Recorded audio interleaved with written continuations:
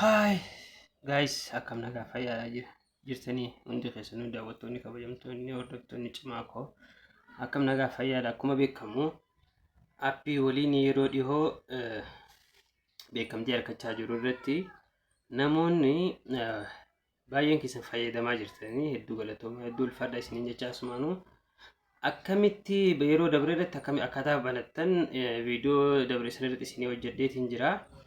Warreen immoo akkamitti Okay, daawwattootaa fi kabajamtoota kiyya qaalii amma warreen piroofaayila waliin aappii irratti akkamitti jijjiirannaa yookaan immoo akkamitti irra godhannaa jettaniif aappii keessanii barbaaddanii appilikeeshina bakka piroofaayilaa kana intu hixanii jecha aappiin akkasii banaa iddoo piroofaayila geema kaleen qaba ture geema guddaan na bira ture geema guddaa sanirra amma piroofaayila jijjiirrachuu deema bakka piroofaayila san gattuu hixaa jechuu iddoo piroofaayila gaafa daawwattootaa fi kabajamtoota akkasii fidaa iddoo kaameeraa fakkaatu bakka cimaa koo jettu san gubbaatti hixaa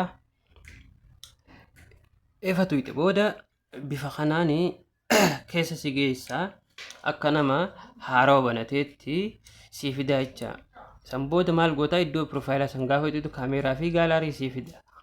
Ati yoo feete kaameeraa kaaftee yoo feete gaalaarii keessa seentaa nama gaalaarii keessa seena jechuudha. San booda piroofaayila kiyyaa kan yeroo dheeraa akkaan jaaladhu diimaa onnee koo fudhadhaa akka naa fidanaa diimeessee san booda gaafa akka naa fidu diimatu isaa ifan harkee olo dabarsaa jechuudha. Scroll gaafa godhu update isii jettu jira gama jalaa ol harkisee san booda check up godhuudhaaf gad deebisee ol deebisa san booda update kana gaafan tuqu piroofaayilli kiyya kabajaadhaan naaf jijjiiramee jira jecha yoo update kana tuquu baatte piroofaayilli kee irra deebi'a jecha.